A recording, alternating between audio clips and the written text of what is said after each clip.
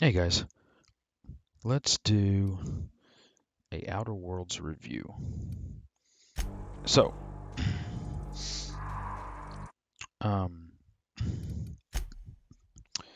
I am playing on Supernova. This is my third playthrough. I've done two normal playthroughs at 38 and 30 hours respectively, and I'm about, I don't know, um, let's say, I'm probably like, let's see, uh, so almost 9 hours. So, you know, 68, 77 hours into the game, and I love this game. This game is absolutely fantastic. Obsidian has done an amazing job. But before we get into gushing over how awesome Obsidian is and how awesome the Outer Worlds is, let's talk about some of the flaws. Okay, so the game is short. Okay, you can fanboil it all you want. I've seen some people blather some nonsense that a shorter game is actually better. I mean, that is the dumbest thing I've ever heard in my life. Shorter game is better.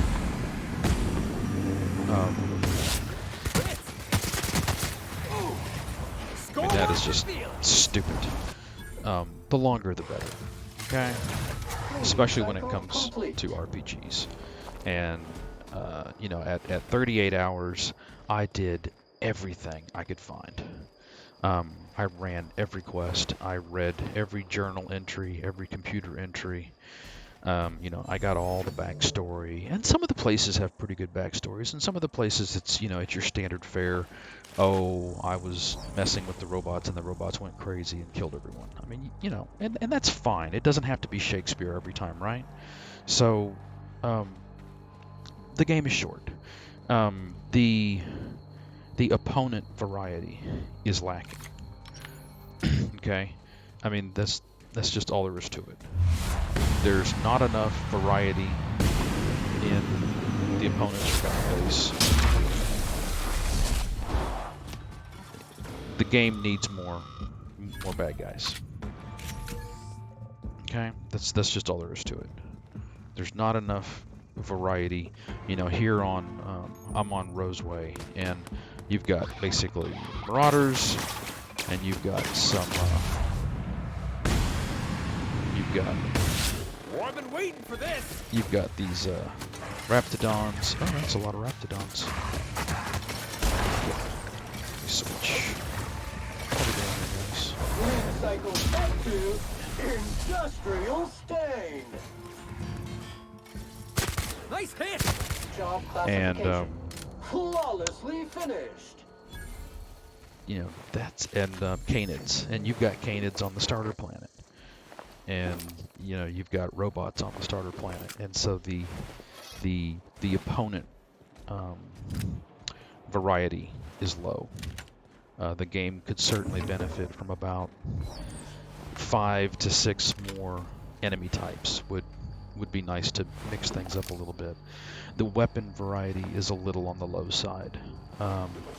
This is I'm playing a long guns stealth build, and you basically have two types of sniper rifles. This is the Deadeye, assault rifle, and then you've got the Deadeye sniper rifle. It's called an assault rifle, but it's really a sniper rifle. Okay, so here's your Deadeyes. I haven't tinkered that up yet. And you've got light assault rifles, and then you've got assault rifles. That's pretty much it for long guns. And you got shotguns, but you've got plasma rifles and plasma carbines. I think they're garbage. They have a really low projectile speed. You see how slow the projectile is? Not good. Not good at all.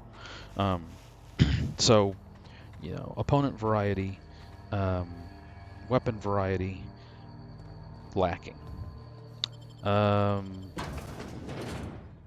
What else could I criticize the game for? I'd say that's about it. Now on the plus side, this game is absolutely fantastic when it comes to its content. It's just really good, solid content. Nice dialogue options, well voiced. I mean, it's hard to criticize the content in this game. The main storyline, it's not the best single player story I've ever played. It might be a tad predictable at time, but it's fun to play through. The side quests are good, sometimes great. Sometimes they're a little bland. There aren't very many of what I would characterize as pure FedEx quests or pure kill tasks. I like, you know, once again, I've already read these from the other two playthroughs, so. The areas are they're small. Okay, this is not Skyrim. This is not Fallout. It's not a big open world. It's a series of small zones, much like Knights of the Old Republic or a Deus Ex Human Revolution. The zones are good to excellent in terms of their design. They are. Obsidian said they wanted their zones to be dense, and I think they achieved that. Oop, that was the wrong button. Thank you, Sam. So, you know, this, I think this game is going to struggle to rise to the level of classic like Skyrim or Fallout New Vegas because of its limited scope. Now, it has a limited budget. This is not a AAA title. It's a AA title, if you will. You know, they just didn't have the budget that Bethesda had to create their classics. So you have to be really careful criticizing this game for its lack of scope when, you know, it's just a budgetary constraint. What is here is very high quality.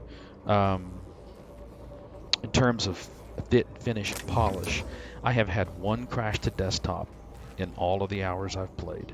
That's through 2.5 playthroughs. I have had, you know, next to no bugs. I had a couple of NPCs with some weird clipping and pathing issues. That is so minor. It doesn't, you know, it doesn't even bother me. This game is one of the most polished modern RPGs I've ever played. It's amazing how well put together this game is, how clean it is, how polished it is, and you really have to respect that.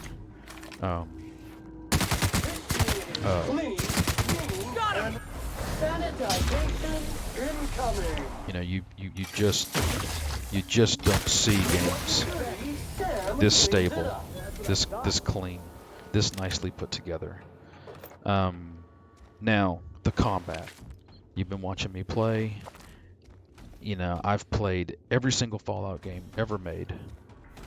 You know, I've played all the Elder Scrolls games, Deus Ex. I'm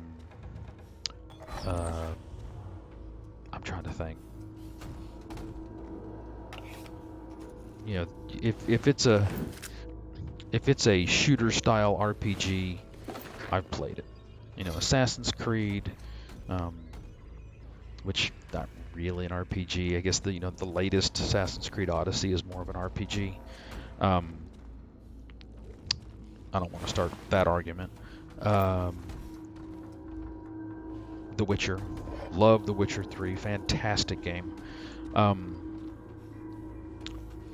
And this game is, in terms of combat, this game's one of the best.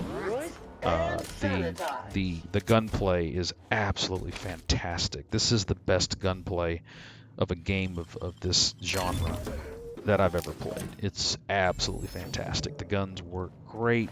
they're satisfying.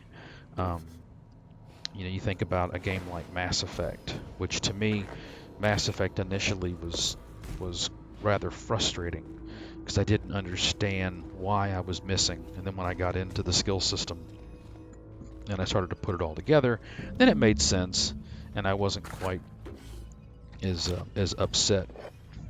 But you know, Mass Effect has a good combat system. This combat system is better. Okay, this combat system is better than any Fallout game ever made. It's as good. It's as good. Maybe it's better than a game like Skyrim. You got to be really careful with that kind of generalization because they are somewhat different. With that being a fantasy RPG and this being a sci-fi RPG. I don't like the melee in this game. The melee has been criticized, and I think that's justified. It feels mushy. It feels off. It works. I mean, melee tunes are not GIMP. It just doesn't feel right. And I know that's terribly vague and that's frustrating, and I apologize. But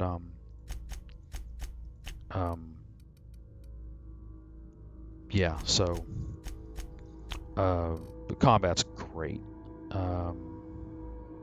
I think the graphics are good to excellent. I guess it depends on what you like. You know, if you like that photorealistic graphics, this game's not going to work for you because these graphics aren't photorealistic. But they're not cartoonish. You know, they definitely have a style to them. I think it works. I think they look really good. This game doesn't have the charm and immersion that games like Fallout have, or games like the Elder Scrolls games. This game really lacks something like the radio stations from Fallout. That's one of my favorite things in Fallout is, you know, running around, exploring the Capital Wasteland, exploring Boston, exploring the Mojave Desert, and listening to that just kooky, crazy, period-specific music. This game doesn't have that, so that's disappointing. But again, this, you know, limited budget, and you have to be understanding that, you know, this is a limited budget title. But you know, it just works. It works very well. The companions are excellent. They're very well done. Muting volume now. I've heard people say they don't rise to the level of the Mass Effect companions in terms of their character, or, you know, I don't know. I didn't think the Mass Effect companions were all that fantastic. I mean, that could just be my personal preference. Mass Effect's a great game. It's an all-time classic. It's a top 10 RPG. And the quarterback is toast. Quiet. Clean. I love Sam. Oh shit! I didn't see that. Mine. I think the companions are good. Maybe they're not great. That's fine. I don't think they have to be. Normally, I would do a lone wolf play. I hate companions in most cases. In this game, you're forced. You really are forced to take the companions. If you don't take the companions, you are thoroughly gimping yourself. If you look here in my build, what I've done, you need 60 inspiration. Plus 100% to companion skill bonus. That's huge. So you look at my science, plus 25 from Sam.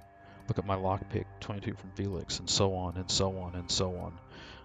And this is why my dialogue skills are so low, because I get these huge buffs from my companions. So I'm gonna knock it for that because I don't like being forced to take companions. And if you're gonna come back at me and say, "Oh, well, you're not forced to do anything. You can choose to accept the penalties." Yeah, no, that's not acceptable. I mean, I'm not gonna do that. I'm not gonna gimp myself for role-playing reasons. If that's your cup of tea, hey, you know what? Captain Kirk bless you. But I'm not doing it. I don't play gimp tunes ever. Congratulations, Okay, customer. I didn't Your pay center 60 unit bucks is performing at peak to play capacity. this game half-assed. It's not gonna happen. Um, Sprat guy. Yeah, that's right. I just Point teach you to 3. sprat. Clean up the competition. All sprats die. So anyway, yeah, negatives. Um, the game is small, limited enemy variety, limited gun variety. You're forced to take the companions, um, but on the plus side, it's a very well written game. It's a very well constructed game. The combat is fantastic for this genre. Does it rise to the level of a AAA first-person shooter? Of course not. It's not a AAA first-person shooter. This is an RPG. Okay, and if you came here for amazing gunplay on the level of the latest Battlefield or the latest Call of Duty, well, you're an idiot. Okay, because that's not what this is. This is a role-playing game. Um, and you have to approach it with that understanding. Um, I would give this game a 9 out of 10. It is a great game. Um, and if Obsidian supports it, and they say they're going to, so yay. If they support it the way they say they're going to, and if there's going to be DLCs, and if there's going to be a sequel, and maybe the sequel's bigger, maybe it's an open world sequel, then yeah, all-time classic. And it'll compete with the likes of Fallout New Vegas, Elder Scrolls, Skyrim, um, Witcher 3. But as it stands, this game is well worth your $60. Um, if you like Fallout, if you like Fallout New Vegas, run, don't walk, and buy this game. Scarf it up. So yeah, that's my review for The Outer Worlds, and I'll see you around.